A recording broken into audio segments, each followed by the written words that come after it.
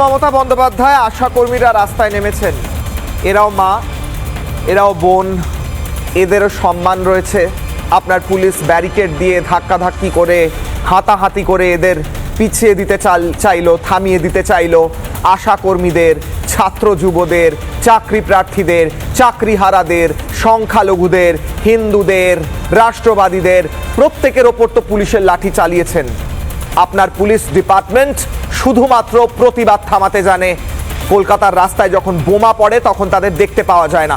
আজকেও আশাকর্মীদের ওপর ধস্তাধস্তি করে পিছিয়ে দেওয়ার চেষ্টা হলো, কিন্তু তারা থেমে থাকেননি, তারা সোচ্চার হলেন। কিন্তু সবচেয়ে বড় কথা, তারা যেটা করলেন তা হলো ভাতা ভাওতার পর্দাফাঁস।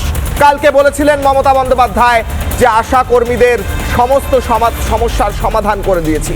আজ আশাকর্মীরা নেমে বললেন সমস্তটাই প্রতারণা, ভাওতা কিছুই পাইনি আমরা।